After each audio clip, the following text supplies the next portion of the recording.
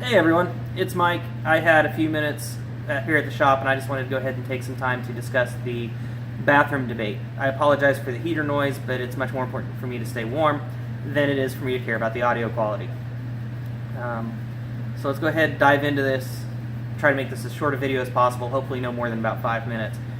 And in relation to the bathroom debate, specifically I'm referring to the debate surrounding the bathroom bills that were going throughout the U.S. There were a few states, it was very much a minority. I want to say it was 16 states in the Union, so roughly a third of the states in the U.S. had decided it was time to legislate bathroom use, whereas before everything was kind of done in a very common sense, social mores kind of approach.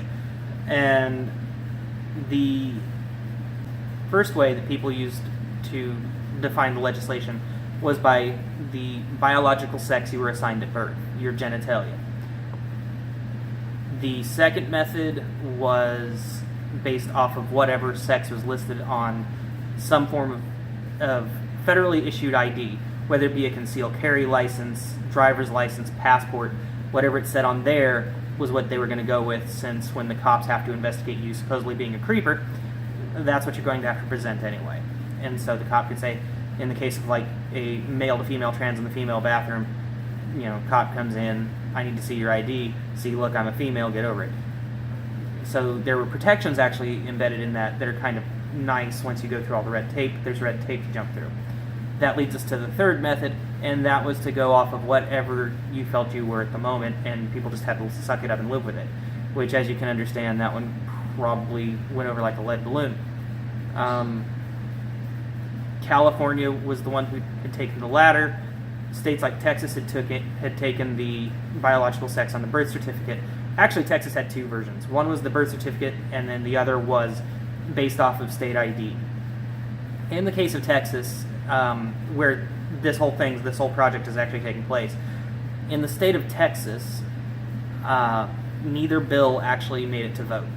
One of the senators to the Texas state legislatures, had said that he didn't want anyone's suicide to be on his hands. I'm paraphrasing a little bit, but I can respect that. And so they tabled those. They actually never made it to vote. But having said that, essentially what I am doing would have been against the law in Texas. I would actually, by just executing this test, I would actually be breaking the law. Since neither of them went.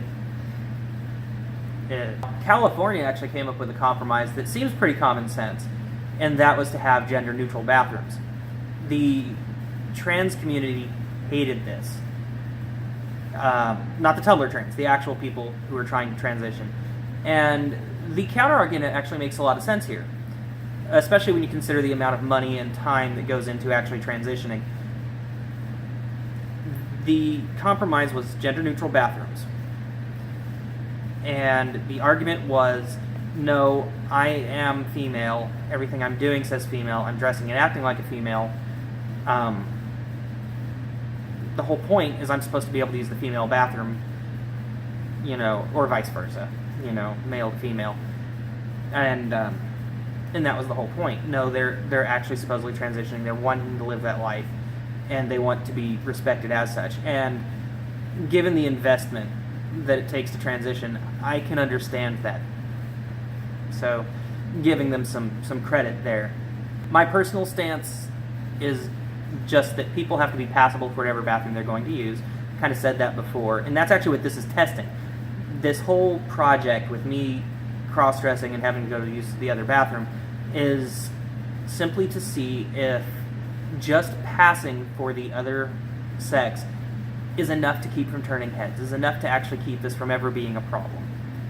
So, and that's kind of weird because it is subjective. It is very subjective. But society in different regions has different standards for what women are supposed to look like. And around here, it's actually, as funny as it sounds, it's actually really common for the girls to wear a lot of guys' clothes. It's very common to see girls in jeans and camo. There's a lot of camo in this area. From the hunter chicks. There's a few rhinestone cowgirls, and then you get a couple scene girls, and to be honest, they're not much fun anyway. Then you get a few of the girly girls, low cut, whatever, and we'll kind of discuss that in a few other vids, I'm sure. But we all know what I'm talking about. But then there's also the aspect to this that the bathroom use is just a basic biological need. We've all got to do it. And so to tell someone basically that because they're in transition that they can't use the bathroom, that just makes you a fucking cunt. Okay? Sorry to be so crass about it, but it's true. And I think any store that says, hey, you can't use the bathroom because we can't figure out which one you should use, deserves to have their floor shit on. And their product uses toilet paper. Not going to pull any punches there. That is the biggest dick move you can make. Now, admittedly, this whole project's not really going to focus on the guys' side of the debate, not the guys' bathroom, girls coming to use the guys' bathroom. Girls have been doing this for a long time just because they got sick of the wait lines. And guys' bathrooms tend to have a very strict code of conduct. When you go in there, conversation should stop. It really should. And if there is conversation, the other guys in the bathroom are really going to kind of look at you and go, what the fuck, man? And conversation can sort of resume a little bit in very hushed tones while you're washing your hands. If you wash your hands. If you need an explanation of this, please watch the George Carlin skit about it. It'll explain everything, I promise. All the girls watching this are like, what the fuck? Yeah. What can I say? We're at liberty to pee no-handed. It's a blessing. So we're going to focus more on the girls' side of things. And in doing this project, I actually had some bathroom coaches for bathroom etiquette. I kid you not.